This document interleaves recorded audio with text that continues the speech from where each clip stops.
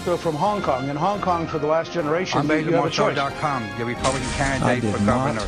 Have sexual relations and with I realize that this is something he is We're not going to inherent. be able to solve our problems if we get distracted by sideshows and carnival barkers. One Republican, one Democrat, and you discuss the issues that matter in today's local, state, national, and global politics.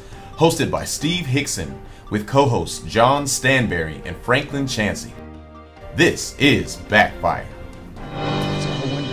All right, good morning, Cleveland. Welcome back to Backfire this morning with John Stanberry, Franklin Chansey, and myself, Steve Doball Hickson. Good morning. Good morning, everybody. Hope you had a good week. Had a good week. I just want to, just sort of like a public service this week, I'd like to make sure that all our listeners look up the First Amendment and read it and make sure you're familiar with the First Amendment rights of, being able to speak and say whatever you want. I just think it'd be important for people to refresh their, understanding of the First Amendment. Well, let's get started on that right away. What about the Redskins? Should they change their name or not because it offends someone? Franklin, you want to? I think it's an extremely complicated issue, and I've said this before. In general, I'm not offended by these Indian names and so forth. I think most of them are tributes to positive qualities associated with Native American tribes. But when I use that standard, I can understand why the name Redskins might reach a different level. Except that, and we talked about this, and I'm not arguing, Franklin, but we've talked about this before. The coach was American Indian, and it was named in honor of him, and at the time, everybody was happy with it, and most of the polling I've seen of actual Indians currently, the bulk of them, way on up in the 80 and 90% range, don't have a problem with it. All I'm saying is I'm not sure I can put myself in the place of folks to whom that might be offensive to them personally.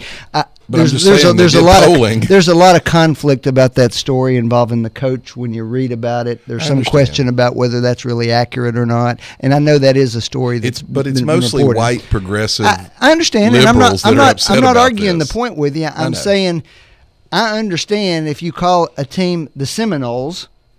That can be a tribute to the Seminoles. I understand that if you call somebody the Illini, and maybe even the Braves. Okay, I understand that. I can also see a difference in my mind between something that's just clearly growing in America in the 1800s, early 1900s. Redskins was not a positive name you would call somebody. Well, it may not have been among the white community. Perhaps the Indians referred to themselves in exactly the same way. Well, on the other side of that coin. Anyway, again, I would say that's something that I'm not. Not in their place, so I don't know. Let me throw another mix in here. Okay. The quarterback of the Redskins just this past week attended a press conference, and when he walked into the press conference, he was wearing a T-shirt that said, "No Jesus, K-N-O-W, no peace." When he walked out, his shirt was turned inside out.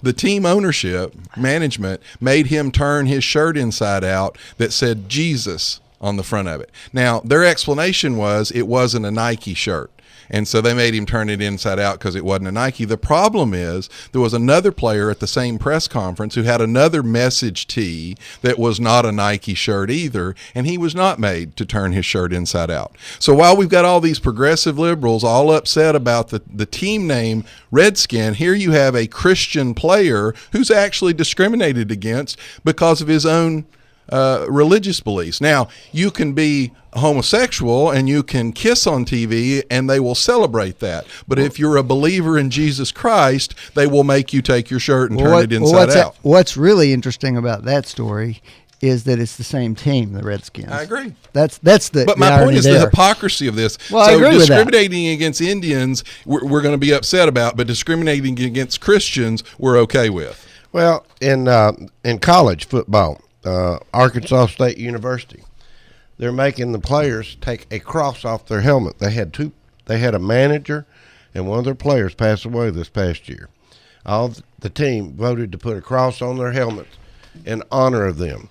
They are raising Cain about this cross being on the helmets, and they're going to make them take them off. There's one player says he absolutely is not going to take it off. He's not going to be allowed to play on the team, I don't think. But what is going on in this world? Well, answer me this: if it'd been an Islamic crescent moon, would they make them take that well, off? I think that I don't know anything about this particular case, and so let me preface by saying that I'm going to guess that the thought process to answer John's question is yes, that wouldn't be allowed either, because the issue has involving state money being spent on the issue. That's the issue, I would think, from a legal standpoint. That should be the issue, but I can tell you there is state money that's spent on Islamic studies and Islamic things, but you can't do it on a Christian. There are Islamic groups that are being allowed to meet in public buildings, whereas Christian groups have been told no. I mean, this was a 1.5 inch cross on the back of the helmet. I mean, I have often said that I think that our society is not very mature about religion. That's my thought about it. I think that people. It's not that they're not mature. It's that the liberals are not mature no, about that's religion. not true either. That's not well, true let me fall back to something we talked about in the gay marriage thing. George Will put it very well. The gay movement, for example, the gay marriage movement, you're winning. Don't be a sore winner. This is the same kind of thing. It's a cross an inch and a half high. Someone had to go out of their way to be offended by that. Quit picking us to death. As I said, I don't think we're very mature about these issues. Leaders at the Freedom from Religion Foundation. That's the same group that they're up in Wisconsin. They sued. They're the ones that sued down here in Chattanooga. That's their business. They are in the grievance business. I mean, UTC, a lot of people don't even realize it. They're not the UTC Mocks anymore, are they? What are they called now? Well, that was offensive. They are the UTC Mocks. Yeah, but they did away with their it's not a Indian anymore. It's a mockingbird. Yeah, mockingbird. It's a mockingbird. So they're still the They Mocks. still go by the Mocks, but they're actually the Mockingbirds. I guarantee you, how many people know that the UTC Mockingbirds have had a name change? It's amazing to me. Well, being a UTC alumni, it was actually always a source of some humor amongst us that our mascot was a shoe. Well, although they had an Indian who was there at the games, the actual thing was the moccasin. Yeah, but now you're a mockingbird. We didn't actually think it was the bravest mascot of all time. Well, let me get back on the NFL and talk about them just a minute. Ray Rice, the guy that beat his I guess wife now. It was his fiance. She went ahead and married him. Yeah, they got married. Anyway, he knocked her out in the elevator. There's other players with issues. There's more things coming up. The NFL's catching a lot of grief from a lot of areas. I heard them talking about the Redskins, and the name change is now being tied into all the problems the NFL's having with all their players. It's also being tied in with injuries from the past that the NFL's not owning up to, and some of these type things. So, I guess we're going to keep on until we just tell the NFL they can't play football anymore. Well, I mean, there's multiple problems here. Rice is going to sue them, apparently, or is thinking about it.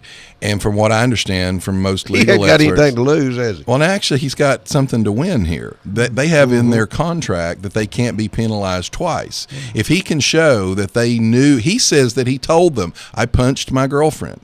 Now, and the other problem here is just the blatant obviousness of this. Yeah. If you drag an unconscious woman out of the elevator, she got something that way happened to her in the elevator. Yeah, I have to say that in certainly not defending Ray Rice, no, but in all of this, that was the point that struck me. How exactly did they think she became unconscious? I wasn't surprised. In Vegas, they probably thought she was drunk. That's what I had assumed had happened. No, you have video of her walking into the elevator, and then you have a video of him carrying her out. And, of course, if he can prove that they actually saw the video, which you've now got several people say they were sent the video, Goodell is now saying, oh, well, I never saw it. It never came up to me. Then he probably has a very good chance of actually breaking their ban. Now, let me address that ban, though. There are laws on the team from suspending him, but having to pay him. So. There are laws on the books that he violated. I'm not defending him in any way, shape, or form. I don't have any. I don't think much of people who abuse women, children, handicapped. Right. I'd be a terrible judge because I'd say the family's going to be waiting for you out back. We're going to turn you loose and let them punish you. But having said that, I also don't think it's right to completely destroy the rest of a man's life. I mean, you think about this. People are going, well, we're going to cancel his contract, $4 million a year. What are you going to let him do?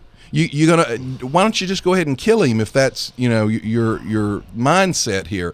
There are laws on the books. He should be prosecuted. He should be punished. If it's a year in jail, 2 years in jail, and if that kills his football career, that's fine. But this idea that we're going to destroy someone, well, let me back it up. Problematic as well. Let me back it up there just a minute. There's not been any charges filed against him, has there? That's interesting, No, too. there were charges filed. He was allowed to enter a pretrial diversion program. Who filed the charges? Was it Baltimore County? Is that where it was? Well, it's interesting. The same prosecutor that didn't really prosecute him is prosecuting a young black mother of 2 who had 2 jobs because she had a gun in her car, and the new gun control law that they passed. The more interesting issue about that is that he got admitted into a program that hardly anybody gets admitted to. And so the question there is really whether he got special treatment at that point. But let me contrast. This woman, this case is moving up the new gun control law. They pull her over. She follows the letter of the law and says, I have a gun. She was from Philadelphia. She said, I have a gun. Here it is. They arrest her. She's facing 5 years in prison. Now, she's already lost one of her jobs. She was a medical technologist or a nurse. She was in the medical field, had 2 jobs, 2 kids. The explanation for how Rice, from the same prosecutor, didn't get special privileges is because they didn't want to disrupt his new wife and his family. What about this woman and her 2 kids and her family? So it's clear Rice did get special privileges. It's also clear that the new gun control law is a bunch of crap. Well, I just don't think the NFL can be their own police.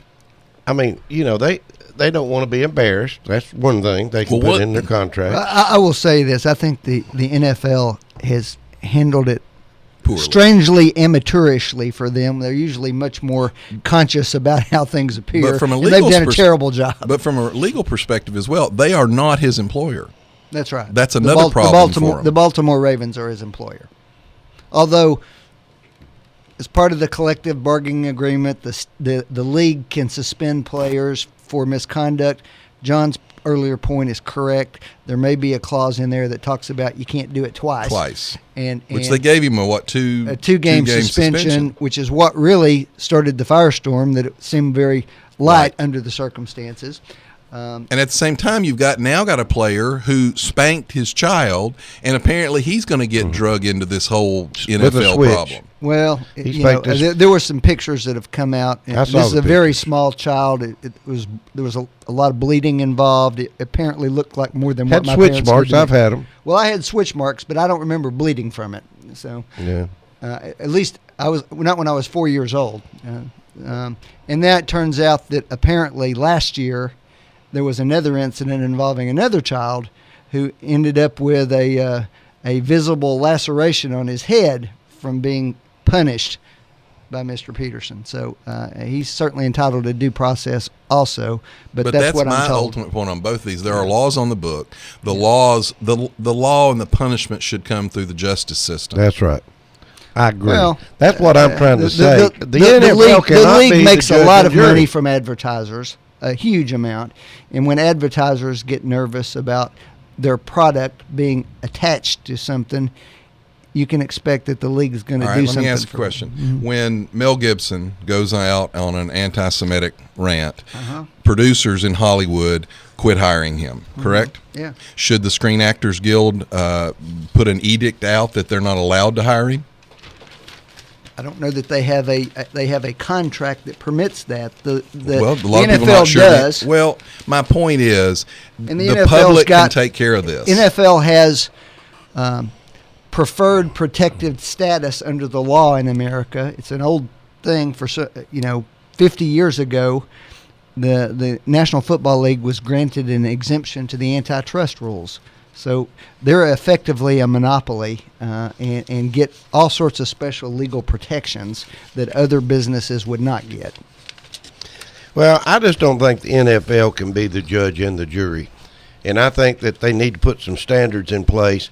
And basically, they got to, if they get arrested, that's something they can deal with. If the players get arrested, they can start from that point on. But until they're arrested for something, I don't think they really need to have this stuff. I mean, there's going to be Facebook issues. There's going to be all kinds of stuff. Well, I mean, look at our dogfighting former, quarterback. He got indicted. He got convicted. He went to prison. Now he's been able to come back and try to restart his career. Yeah, I'm fine with all of that. But this idea that in Rice's case, you had people demanding that he be banned for life. Well, what do you want him to do? You want him to go starve to death in a ditch? I mean, people make mistakes. We have laws in place to correct that line of thinking. And again, I have no sympathy whatsoever for what he did.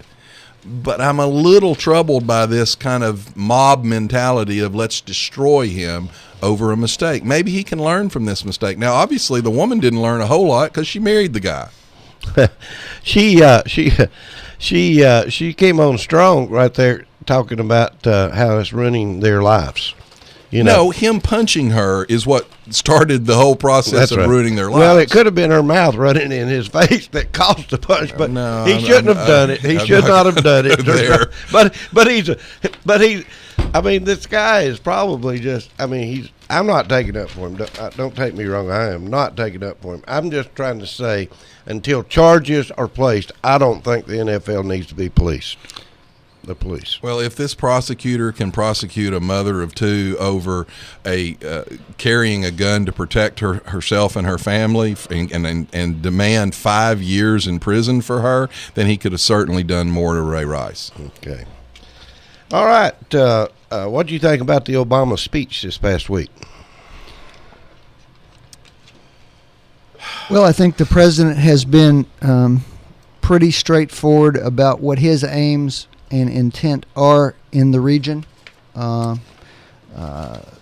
We now have 4 or 5 countries that have joined in to this effort. They won't name them. The White House refused to name any of them in their specific commitments. Well, Saudi Arabia has made public comments about it. No commitments, though. Yes, they have. They have boots on the ground. They have agreed to bring the Syrian moderate groups onto Saudi soil and to provide extensive training and arms for them. But no commitment to put assets in the field.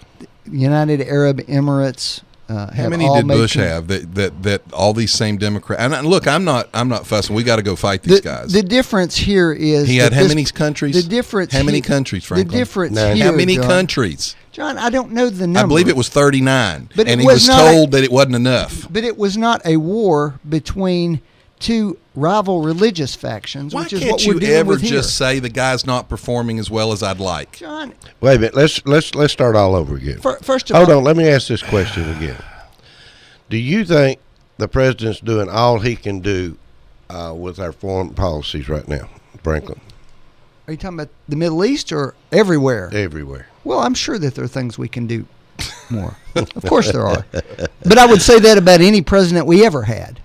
Okay. Well, I've asked this before. Do you think that the world is in a more peaceful place after 5 years of his leadership or a less peaceful place? The world in general? Yes. Across the board. I don't know that there's a substantial difference across the board. So you don't feel like Russia invading its neighboring countries? You don't feel like the no progress on North Russia Korea? Invaded you don't a neighboring feel like country ISIS under the threatening previous the entire administration, region and possibly on the verge of collapse? You don't think American citizens having their heads lopped off on national TV? None of that indicates that the world is a more violent, more dangerous place. Russia invaded its neighbor during the previous presidency. So do I see a difference there? No, I don't. We had 8 years of war in the Middle East under the previous presidency. Do I see a difference? No. Was Iraq so is stable? It a worse place? Was Iraq no, I don't stable see that. when it was handed to Obama? No. Yes, it was, Franklin. It was largely stable. And this guy, look, I don't want to get into this, but I mean, the fact that you can't look at the world and say that this guy's, look, even the liberal progressives say this guy's foreign policy has been a disaster. Even the liberals will say that. Franklin, I will have to say the liberals are starting to say this. The New York Times says it. It's been fascinating to watch all the Republicans fighting with each other all week about what needs to happen in the Middle East. Well, part of it is, frankly, we don't ever know which way to go because exactly you're right. John. With this president a year ago, he said that the declaration of war was the wrong thing and it was should have never been passed, and he wanted it repealed. Just this week, he said that's the basis that he's going to act in all of these countries on. Which is it? Is it a bad law that needs to be repealed? Because it wasn't repealed. Franklin, 2 days before he said that, the State Department said he was still committed to repealing it. 2 days later, he goes on TV and says, John, that's the basis for my war. This is a perfect example of where we get crossways. How he has this is leadership. This is once again, and the list is about 100 now, of areas where the president has done things that Republicans have urged him to do, and then you decide it was the wrong thing to do once he does it. Susan Rice wrote House Leader John Boehner seeking it withdrawn and calling it outdated in July. Now, in July, they supposedly were already aware of the ISIS threat. So in July, Susan Rice is saying we need to repeal the law. John, do you support American intervention I'm in not the gonna, area I'm not or going to not? get sucked into that. I'm Do you discussing or the fact not? that this guy doesn't have a plan. This is what happens. The problem is you he doesn't always have want a to plan, talk about Franklin. some peripheral issue. Something. It's the legality for going to law that you all castigated Bush over for 12 years now. Guess and what? now you're defending it and going, John? it's okay for Obama. You're not getting a free pass, John. I'm not giving it to you. Your leader in the Senate, your Speaker of the House, has given quotes saying, we're not bringing this up before the election day because we don't want to go on the record. Well, isn't that full of courage? Well, that's after the president said, it's not. No, yes, it is, Franklin. No, he met with them and told them he didn't need them. If they think the president needs the authority, they've got the authority right in their hands to solve that tomorrow. He said he didn't need it. They won't go on the record law, and take a vote because they're being cowards. And you know it's Franklin, true. Here's what I'm trying to get you to admit. This guy has no plan really for anything. It's a lead from behind mentality, and it's what I've been saying for 2 years that we've been on the air here. You keep going, well, what do you want him to do every time we fall into one of these holes? My point is, he's the reason we keep falling into these holes. He's the reason why Sunnis and Shias hate each other. He's the reason we didn't leave any forces in the country. Do you want to play that video of President Bush in 2007 telling exactly what will happen if we pull out too early? You can go down what he says, and it's like a checklist of every single thing that happened after Biden and Obama failed to secure a status of forces agreement. John, where did ISIS arise? It arose in Syria. We didn't have troops in Syria. Where he diddled and drew a red line and then didn't do anything. Look, I'm just supporting the guy at this point, Franklin, but the problem is one of the reasons you can't get more people, he said, Britain's going to help us. Britain immediately came out and said, no, we're not. Oh, no, they've come out and said they are. Not going to put any boots on the ground. You didn't see the Prime Minister's speech. Franklin, that's after one of their guys. Exactly, Here's the John. point. Nobody trusts this guy. Our enemies don't trust him. Our friends don't trust him. Nobody thinks he has anything going. And even if they think he puts something down, they're not sure he'll actually follow through. That's the problem. John. And Franklin, unfortunately, you're in the low percentage in the country because no one in the country thinks it either. The problem so is... keep talking to the 12% that My agree question with you. was, do you think he made a good speech? Yes, I do. And most people around the country who watched the speech thought that as well. He was, you know what? He was more presidential in that speech than any speech that he's made. And Steve, let me ask you a question. Yeah. Let's say I give you that he gave it. He gives good speeches. He can read a teleprompter. I mean, this was the only one. Do you think the guy that's standing with a dull hunting knife at someone's head is really moved by a good speech? No, I don't. I don't think so. Well, at the end of the day, I think the guy. The speech wasn't for him, was it? I think the guy with the hunting knife on the third person caused the speech. It wouldn't have been a speech if it wasn't the guy with the hunting knife. Well, Foley's family says that the government was largely unhelpful and actually threatened them. Now, if you want to criticize the parents of the guy no, who's but what beheaded I don't on I national don't TV, expect the go family of ahead. somebody who's lost that person to have a rational viewpoint about it. So it's irrational for them to say that the government threatens. No, here's what I know, and what we now know is that the government tried to have a commando raid to free them. Well, let me ask you a and question. the intelligence on the ground was bad. Here's the actual word so from the was White that House. supporting them or not? Franklin, I'm telling you, the parents say they weren't I don't supportive. dispute what you And said. I'm actually, asking you a direct 25 question. other people who have Answer family the members question, in custody. John. It doesn't matter what I think because I wasn't there. They were. That's not the point. Oh, the so point the is if people the who were government actually tried there. to rescue their family member, was that supporting them or not? Well, Franklin, Jeez. first off, See, they that's the failed. difference. First You don't off, they care about failed. substance. First, I do. You You talk want to about talk this about it? I'll talk about it. First peripheral off, crap. they failed. Second off, they shouldn't have announced because one, nobody knew they failed. The world stage didn't know they failed. So once again, this guy is so focused on the politics of it. He was more interested in making sure people said, "Oh, well, he did try," that he didn't think about the fact that that's admitting that we failed. He doesn't get it. He doesn't understand how this stuff works. Okay. He doesn't get it, and I'll agree to that one. Let's move on. Here's a big surprise. What about what's going on in Ferguson, Missouri? I mean, all of a sudden that thing went dark. Well, they've stopped It shouldn't having have ever protests been and lit up in the riots, first so place. it's easy for it to go What dark happened? at that point. What happened? I mean, why did they stop protesting? Well, there's been more and more evidence come out that it's certainly, let's say, a more nuanced story than it's been presented before. Well, I mean, here we had more officials from the White House down there in Ferguson than we did at Margaret Thatcher's funeral. Or the 2-star general that was killed in Afghanistan. Right. I mean, it's just amazing to me how that was just so blown out of proportion, and then all of a sudden, it's gotten silent. This is a perfect perfect example, and it's partially in agreement with some things John have said, not completely, but a perfect example where us on the outside don't necessarily understand the inside. And the inside there is that you've got this town that something like 53% of the population is African American there, and 2% of the police department is African American. It's not really surprising to me that there'd be a lot of animosity that builds up between here's police. the only problem. I don't disagree, but here's the problem. At 53%, then they can elect whoever they want to elect. And what they've done is they've elected almost across the board white Democrats to represent them. And you've got a valid point there, John. And they're all Democrats and they're all white. Well, so who's to blame for that? What's going to come out of this trial, you think? Or is there going to be a trial?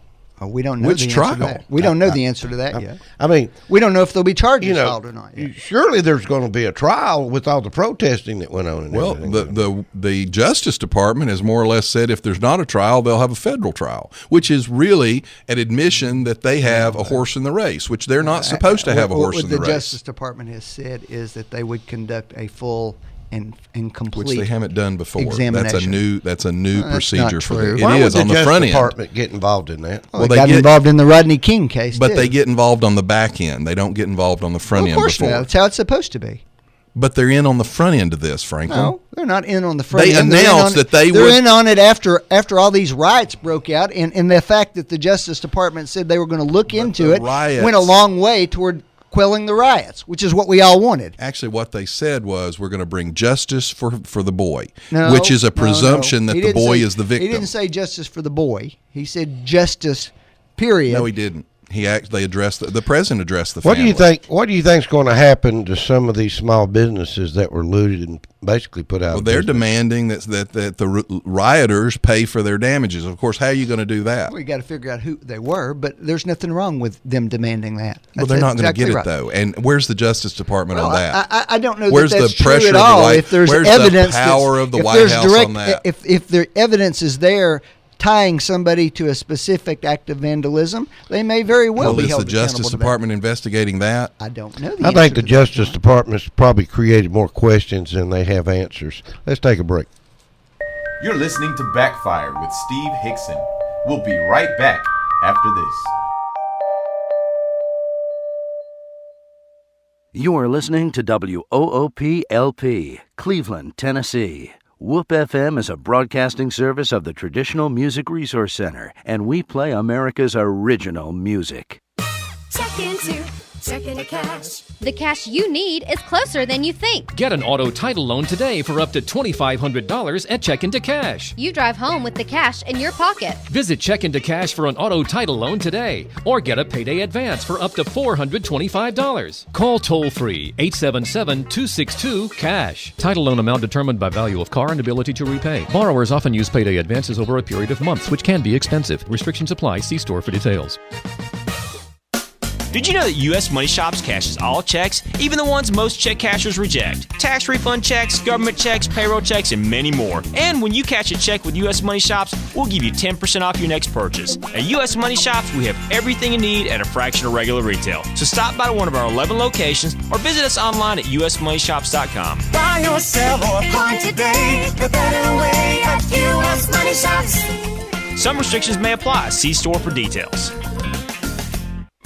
Wheeler Technologies has moved. Visit them at their new location at 490 Grove Avenue Southwest next to Bradley Rentals. Same great folks, same great service with a better location to serve you. Call Wheeler Technologies for voice, data, and security needs at 664-TECH. That's 664-8324. And remember, depend on Wheeler Technologies for the current time and temperature every day at 476-1111. Tennessee Alarm Contractor C1750. If you need a little green, Lending Frog is making deals. He'll lend you cash on any kind of wheels.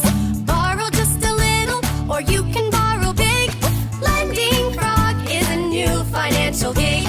It's hip to hop into cash. LendingFrog.com is making a splash. Dig it, dig it.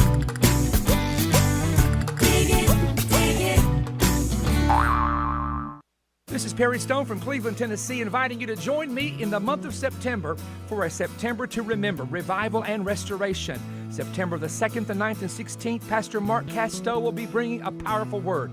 John Kilpatrick is joining us on Tuesday the 23rd, and I'm ministering on Tuesday the 30th. The entire month of September is set aside for restoration, revival, and renewal for you and your family. Join me at OCI in Cleveland, Tennessee, and for more information, go to OCIministries.org. We're looking forward to seeing you Tuesday in September. Ah, the sounds of summer. If you had a pool, from Matthews Pool and Spa Company, 902 Sahara Drive in Cleveland, Tennessee. Call them at 423-476-4521 and get the pool or spa of your dreams. Do it now, Cleveland. Locally owned and operated for over 25 years right here in Cleveland, Tennessee, with over 75 years of total experience in the installation of pools and spas. So check out Matthews Pool and Spa for your new pool, spa, or any accessories you may need for a pool or spa you already have. Check them out here in Cleveland on Sahara Drive, 476-4521. Look out, kids, I'm going to jump. Woo!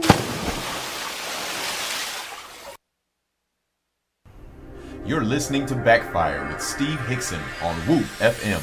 Call 423-614-5553 to join in on the conversation. Now, back to Backfire. All right, we're back. We're live. We're right here in Cleveland, Tennessee. Backfire with John Stanberry and Franklin Chansey.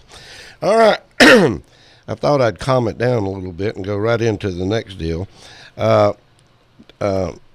Daryl Isis says he's caught the Justice Department red-handed on the IRS documents.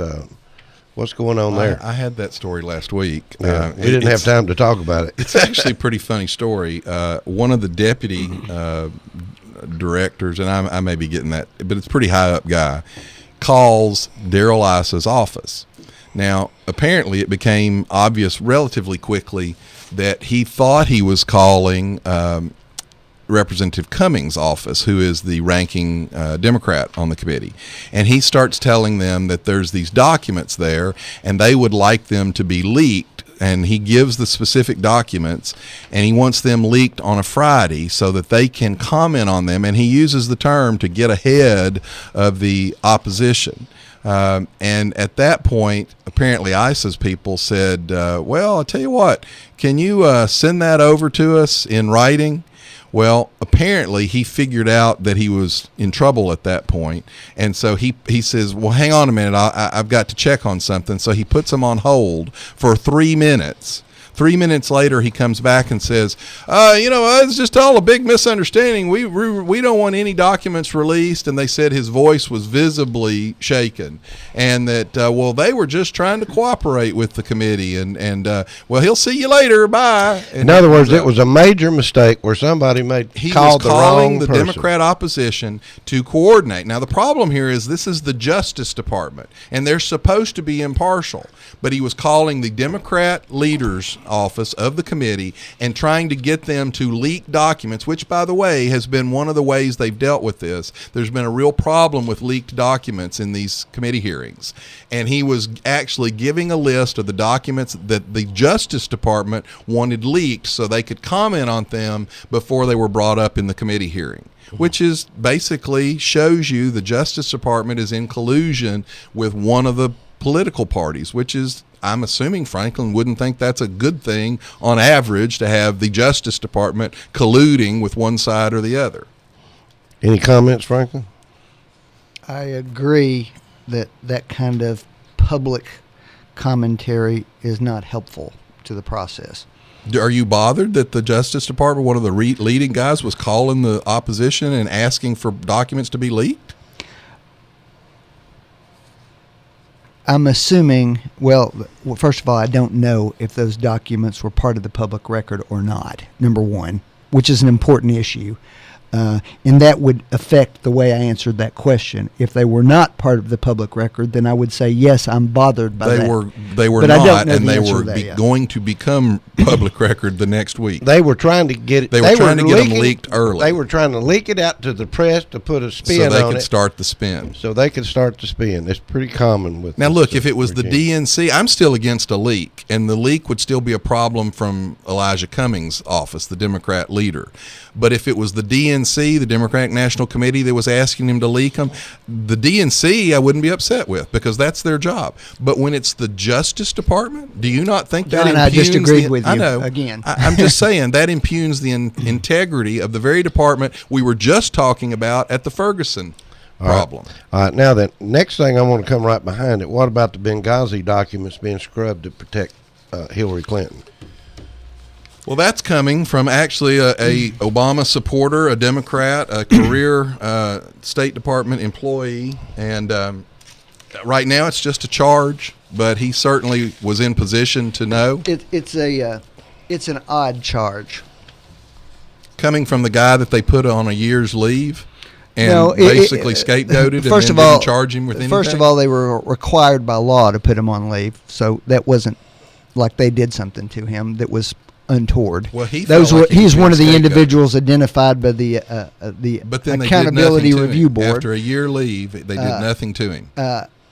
Because like the other folks, they were reassigned, and this particular guy chose to leave the Foreign Service. Well, let me tell you what he says. Now, this is an allegation, but what he says that when he was put on leave, he talked to the State Department ombudsman about his punishment, and she told me, and this is a direct quote, "You are taking this all too personally, Raymond. It's not about you," she said. "You're not harmed. You're still getting paid. Don't watch TV. Take your wife on a cruise. It's not about you. It's about Hillary and 2016. That's right. You don't have a problem with that? No. If it's true. Well, because I think you're taking it out of context.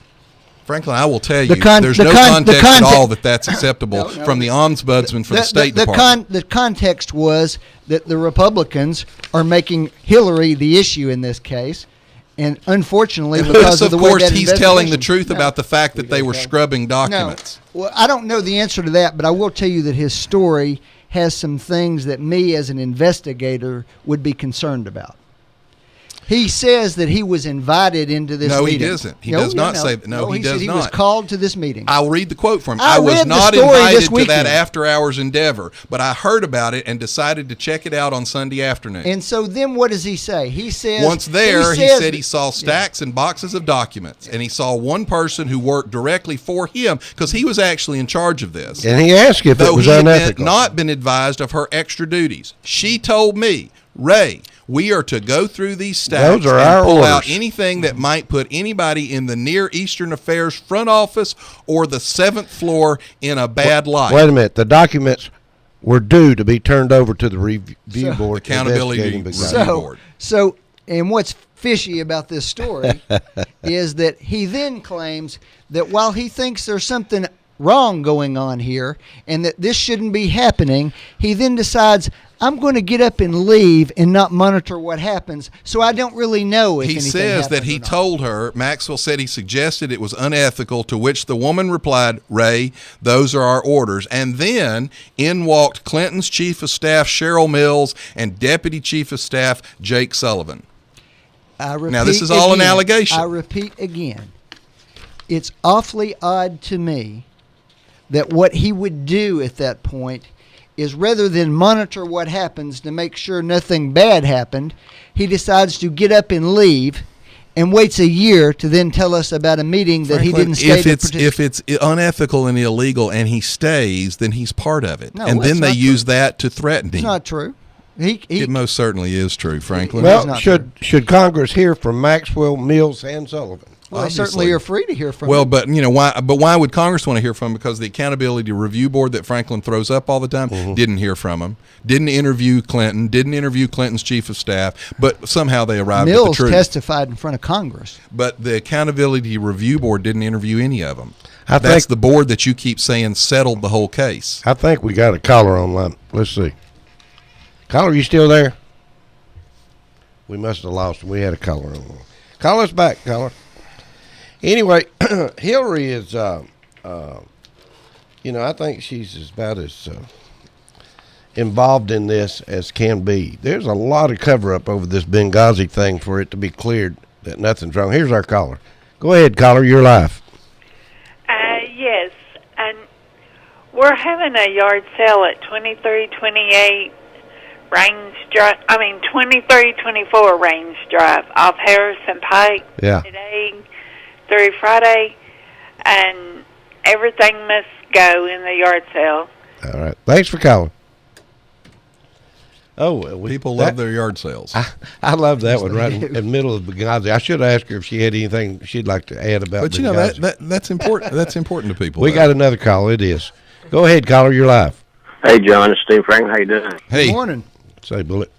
I'm just got a question for John or Franklin or even you, Steve. How can we make our borders safe to keep these idiots from coming to the United States? Because I think there's going to be something coming pretty soon. I'm also worried about ISIS, but I just wondering what we can do to. Well, John and I have a pretty good idea, but let's ask Franklin what he thinks we ought to do. Well, first of all, I hope that you'll take some heart from what the military folks have been saying this week. And I'm not talking about the president. I'm talking about many generals, many Thanks, Bullet. people who are involved in that. And they have said it is their assessment that at this point, ISIS does not have that capability. And that's one of the reasons why they think taking action now is appropriate to keep them from rising to that level. Well, somebody hung a banner over one of the sections of the border fence stating that ISIS was there and was coming. Now, maybe it was a joke. I don't know. They've apprehended this year over, I think, 1,500 or 1,600 people from all the same countries that we're talking about, from the Middle Eastern countries. Go ahead. I will tell you that the military establishment, the diplomatic establishment are far more concerned about Americans who may have gone and participated in this than they are about. Well, that's interesting. That's interesting. And hold on a minute, and let's have a serious conversation about it. And the reason for that is because it's very difficult to. You have people, for example, who go to Turkey legally, and then they cross over the border into these areas. It's very difficult to monitor that. Well, frankly, when they come back into the country, I want to take a call real quick. Different story. Go ahead, caller. You're live. We're having a yard sale at 2324 Range Drive off Harrison Pike. I think you already told us that once. Going on now through Friday, and everything must go really cheap prices. Thank you. Frankly, I'm glad you'd say that. I Because here's one problem. The over 100 U.S. citizens that we have actually identified as having gone to fight with ISIS, the State Department still, a week after I brought it up last week, can't say whether they've revoked their passports or not. Now, they said, wait a minute, Franklin, this was actually their discussion. Hold on a minute, John. Okay, tell me why I shouldn't be worried about that, Franklin. I didn't say you shouldn't be worried about it. What I will say is that, number one, when you say they've gone to fight for ISIS, that's not always clear that that's what they've gone to do. In some cases, that may be true. This is the government that says we've identified 100 of them that we know have gone and joined ISIS. That's the same Obama administration we're talking about. But when reporters asked the State Department, have you revoked those people you've identified as having joined ISIS? Have you revoked their passports? She actually said, well, we're not sure we have the authority to do that. And one of the reporters in the room said, so let me see if I got this right. You have authority to drone strike a U.S. citizen and kill them, but you don't have the authority to revoke their passport. Well, John, first of all, those passports are part of the way that they monitor movement.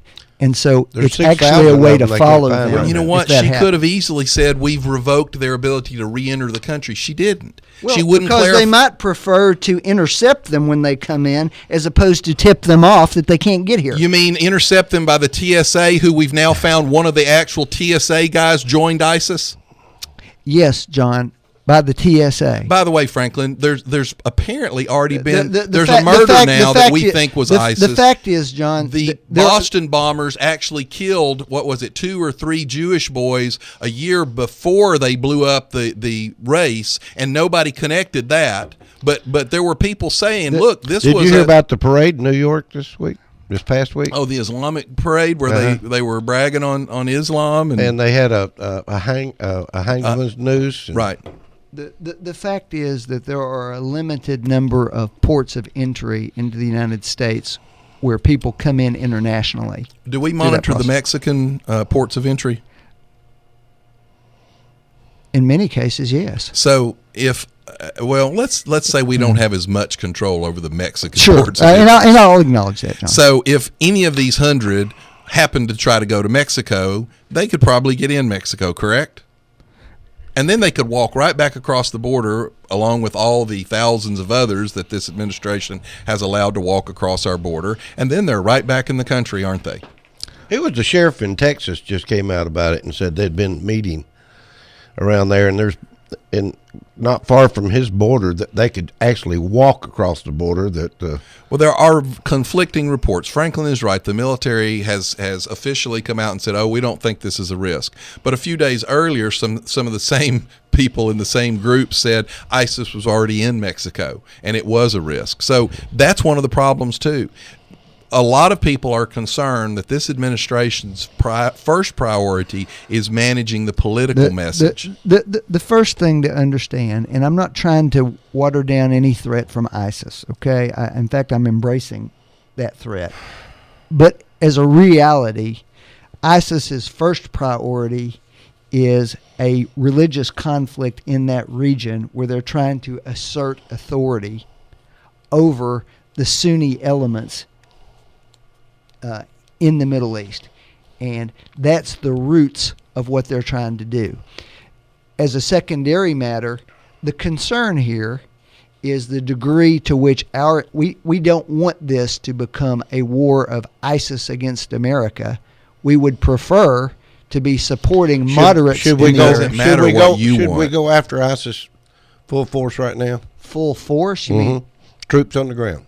No. Well, Martin Dempsey says that if this air campaign fails, that we will, in fact, have to put boots on the ground. And that's not what he said. What, you want me to read it to you? What he said was, if those conditions change, I will make that recommendation to the president. I'll read it to you. He said, we're not there yet. The United States may eventually need to deploy U.S. ground troops to fight ISIS if a coalition and airstrikes fail to get the job done. Let me ask you a question. So Steve's question was, should we go do that now? And I said no. Franklin, what war has been won by air only? None. Name a war that's ever been won by air only. All the generals are saying that you've got to have some troops. You can bomb all you want, but you've got to go. Now there is an argument of whose troops. That's exactly right. That's the argument right there. But so the question is it in the long-term interest of the United States of America to go invade Syria right now? And by the way, Franklin, and the answer to that is I think not. How politically honest is it when we already have 1,600 U.S. troops on the ground in Iraq, and he just this week announced sending 500 more? Now, I'm not arguing with him, but don't say there's no troops on the ground. It depends on whether they're participating directly in the combat operations. No, it doesn't, because when you use the term boots on the ground, what does the average American think that means? Now, wait a minute. Stand down. Stand down. Well, stand you know, down. there's difference between an actual stand down Stand order down. and just a don't go order. Yeah, stand down. It's not an order. Well, stand down now. You guys say that there's a tremendous difference between terrorist act and act of terror. So I don't know what you're talking about. Let me address one thing you said about ISIS's goals, because I think you're making a very fundamental flaw, and I think the president makes the same flaw. You say that their main goal is to tamp down the Sunnis. You're wrong. If you study Islam, their main goal is to dominate the entire world, and stamping down the Sunnis is simply one step towards that ultimate goal. So when you talk about that's their goal and this other is secondary, you're flipping that upside down. Their goal is to dominate the world. The point here, and it's a valid one to talk about, is that if ISIS's first act they have to deal with is overcoming opposition in the Middle East, and we get moderate elements in the Middle East who are fighting them, it's better for us than us doing it. Now, didn't the Republicans say that about 3 years ago in Syria? To identify the moderate elements. Once again, we have that same issue. Some of the people that we thought were the moderates are the ones who cut a deal with ISIS. That issue's gone now? Who cut a deal with ISIS. That issue is gone now? All right. Anyway, we're going to let the junior varsity handle it. Let's talk about deploying 3,000 troops with the Ebola crisis. Well, I watched the Republican chair of the House committee over that being interviewed last night, and I know he strongly supports that. Actually, the Speaker of the House said that the only problem he had with it is it was a little late. We should have done it earlier. Yeah. It turns out that the head of the CDC and the National Institutes of Health are actually testifying in front of Congress today about this, but they don't actually think there's a huge risk to the troops. It's because of the way Ebola is actually transmitted, which is by bodily fluids. Let me tell you what I'm really concerned about, and I'm a little surprised I haven't heard anybody say this. Of course, you had the president earlier this week say if he was advising ISIS, which I find to be a rather unique thought process for the president of the United States to be speculating about what he would have advised ISIS to do to be successful. But what I'm afraid of is ISIS sending people, and you think about that, if you'll strap a bomb on your back and blow yourself up, then why not send a bunch of people into Africa, contract the Ebola virus, just go to Europe, come to America, go anywhere you want to go and start the outbreak. John, that's scary. Gives me chills. Well, that's one of the reasons that you are seeing bipartisan support for trying to actually deal with the Ebola. The Ebola, from what I understand, has made it into urban centers, and it's not done that in the past. It's been relegated to rural areas. This has been the largest, most widespread outbreak ever, and John's right about that. And it is something to try and head off there. And what the military will be doing is essentially trying to enforce almost martial law to keep people in their homes and keep them from interacting to an extent so that they can get this under control. Here's one of the, I hate to even talk about it because it is a miserable conversation as a human being to have. But somewhere down the line, when you look at what was done at Emory University to save the 2 Americans that have come back, we do not have the ability to do that on a mass scale in Africa at this point. So what you will find the troops doing is, Franklin's right. That's a nice way of saying they're going to keep them in their home. What they're going to do is they're going to quarantine them until they die.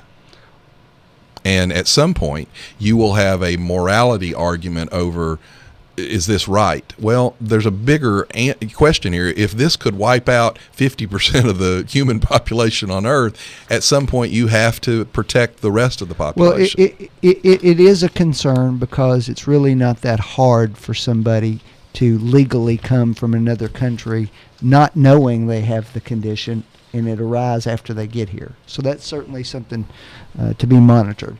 The good news is that the manner in which it's transmitted makes it harder to enter into the population of more developed nations, unfortunately. Unless you went and did something in a water supply somewhere. Unless you had a terrorist. Well, I'm talking about Ebola itself. It's a virus, so it's not like it's a poison. It's a virus.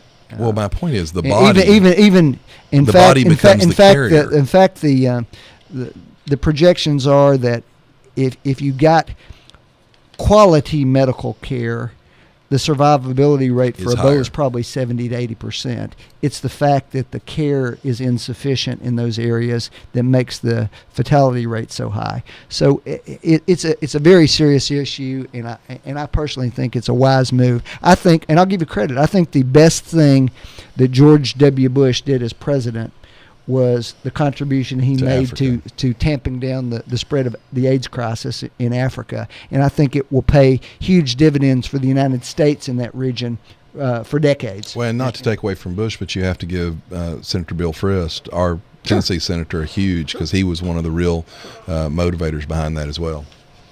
And a lot of times we get bogged down in minutiae about this president or that president or this Congress or about that Congress.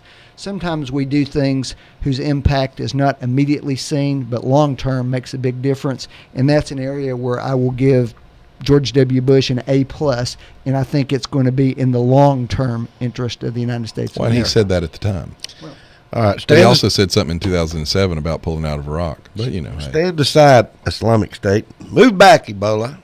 There's a new threat to civilian as we know it, according to a House Majority Leader Nancy Pelosi, and it's neither genealogical, I can't even say it, genealogical or pathological. It's political. Nancy Pelosi, civilians as we know it today will be in jeopardy if the Republicans win. No, she said it would bring about the collapse of civilization. That was actually her words, collapse of civilization. That was actually a joke she made on the Bill Maher program when she was being interviewed. I saw the whole thing, and she was making a joke. So was she joking, really? Yes. You think she was? Yeah. He asked her a question about whether it was really important. He was making the point that there's so much gridlock anyway. What difference does it make? And she goes, "Oh no, the Western civilization will collapse." And she was making a joke. I will say there's an ironic little thing going on here. There's a billionaire that has donated millions of dollars in Washington State to a gun control measure to put tighter restrictions on guns. He's in a fight right now because the Panzer tank that he bought hasn't been delivered to him yet. Now, he has taken delivery of the Cold War era self-propelled howitzer and the Scud surface-to-air missile that he bought, but apparently he hadn't got his howitzer or his Panzer tank yet. So while he's donating millions of dollars to tell a mom and a dad that they can't have a gun in their home to protect their kids, he's buying howitzers and tanks. Did you see where? Can we get a howitzer drone? Did you see where? Well, that's what's been funny about this. The gun control people always go, "Well, should people own a tank?" Well, apparently the gun control people think they should own a tank. Did you see NBC's 3 steps for home invasion defense? Oh yeah, you should. They wanted you to use wasp spray. Spray wasp spray in their eyes. And treat an invader like royalty. But they said that. Treat them like royalty. Don't own a gun. Anyway, one more obstacle here, John. You'll love this one. And this is... Did we discuss the 1,400 girls that were raped and covered up in Great Britain? I hadn't heard that one.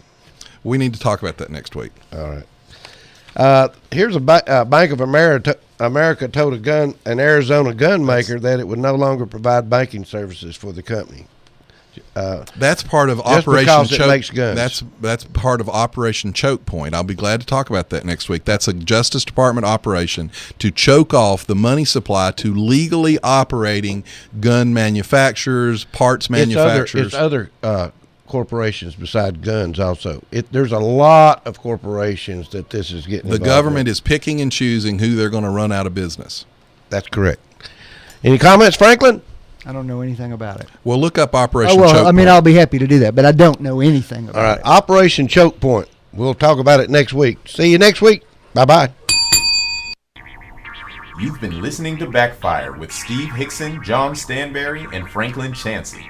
Catch them again on Whoop FM at noon today and every Wednesday morning from 7:30 to 8:30. Now, back to more music on Whoop FM.